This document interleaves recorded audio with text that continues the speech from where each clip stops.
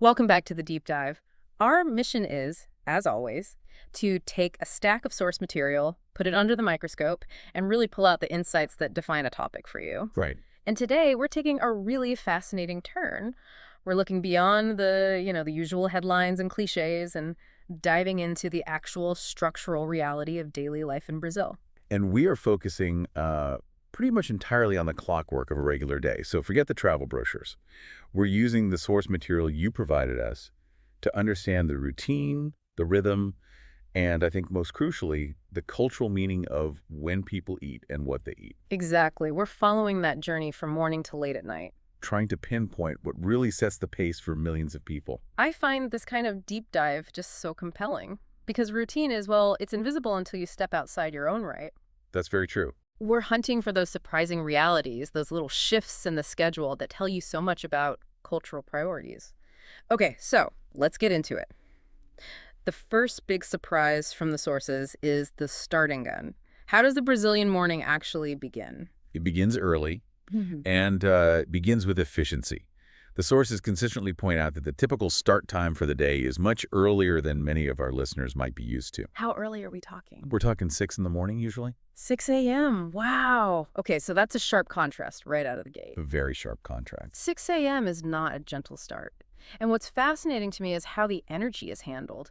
I mean, if your day kicks off with that much intensity, you'd think, well, you'd expect a huge sustaining meal, right? You would, but the material tells us the complete opposite. Breakfast is generally small.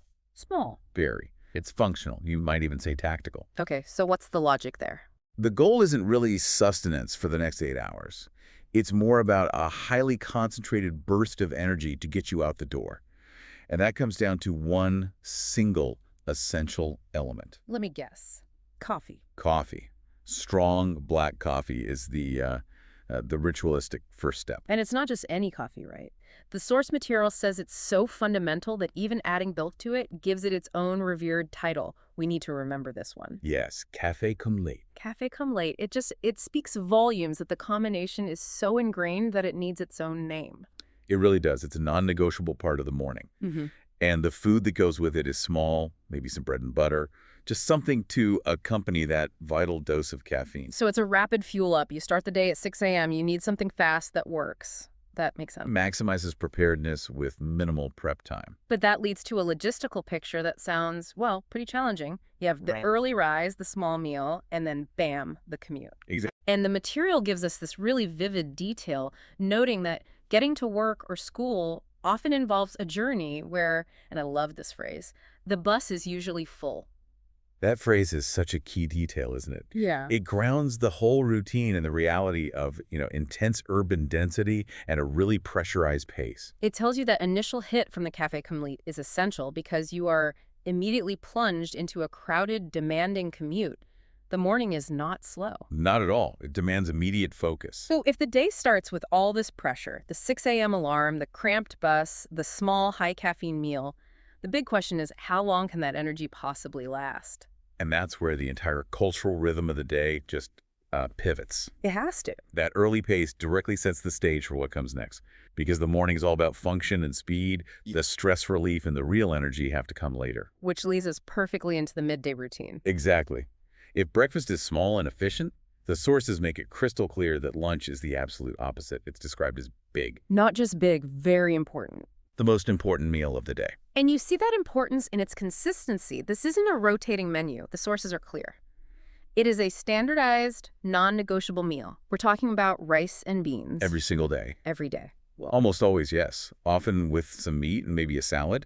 The consistency of rice and beans, it speaks to comfort, to reliability. It's the energy source that grounds the whole national diet. But the cultural weight here isn't just about the food itself, is it? It's the how. No, it's about the timing and the behavior around it.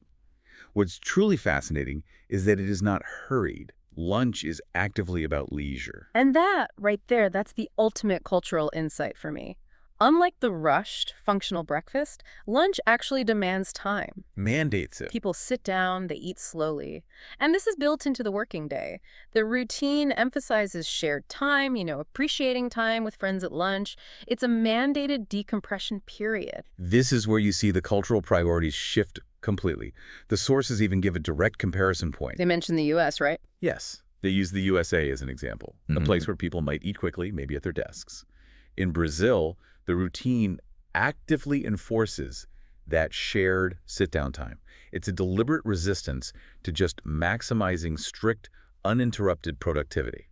It's almost like a philosophical statement built into the work schedule. I think so. You endure the morning rush, but the culture guarantees you this high-quality, substantial, shared time to reset. It suggests that maybe constant productivity is less valued than sustained social nourishment. That's a great way to put it. This mandatory break is what enables both the high intensity of the morning and the long duration of the evening. Without that major fuel-up and social connection, the 6 a.m. start would just be unsustainable. It's the engine of the routine. It absolutely is. And once that anchor meal is done and the afternoon work is over, we get to the final major schedule shift of the day. And this one really confirms that social prioritization. We're talking about the evening. Right. Following that big, slow lunch, the evening routine gets pushed back dramatically. When we say dinner is late, we mean the usual time for the evening meal is 8 p.m. or often 9 p.m. 9 p.m. Get out of here. That detail, that's the real shocker for me, and I think for a lot of you listening. The material even captures this, noting that for some, 9 p.m. is already time to sleep. And for many, it is. Pushing the main evening meal back that far fundamentally alters the whole concept of nighttime. It creates what you might call a cascading effect across the entire 24-hour cycle. Yeah. Since dinner is so late, right when other cultures might be winding down, the evening activities just naturally extend further into the night. So what are people doing in this extended evening? What does the source material say? They're watching TV and talking. The social element continues right from lunch into the evening.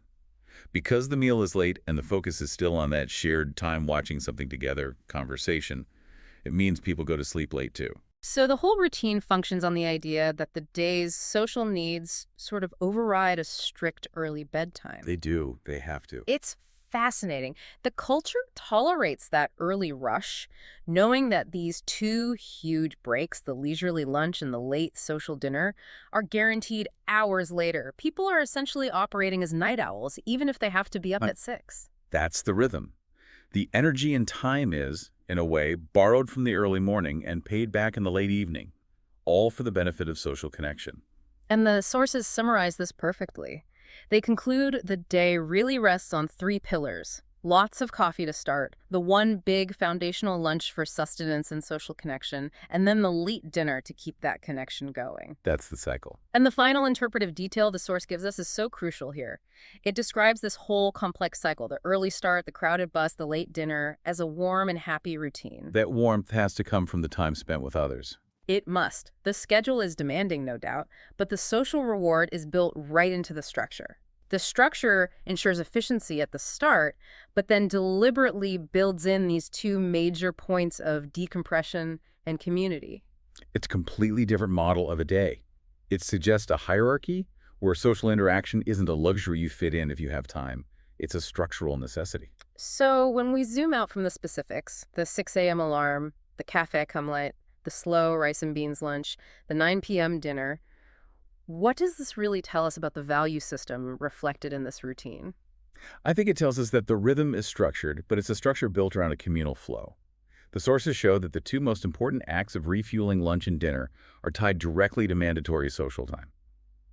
That says everything about the culture's priorities. And this leaves us with one final thought for you to mull over. If the most important meal of your day, your lunch, is mandatory social time, and dinner is consistently pushed back to 9 o'clock, specifically to accommodate talking and watching TV together, how does that late schedule fundamentally prioritize social connection over, say, personal time, or over a rigid adherence to industrial productivity? It's a system where the pressure point isn't really on individual efficiency, but on collective presence. It's definitely something to think about next time you find yourself, eating a quick sandwich at your desk trying to catch up on emails. A truly profound structural difference. Well, thank you for joining us for this deep dive into the compelling rhythm of daily life in Brazil. We hope this gave you the knowledge you needed, quickly and thoroughly. We'll catch you on the next deep dive.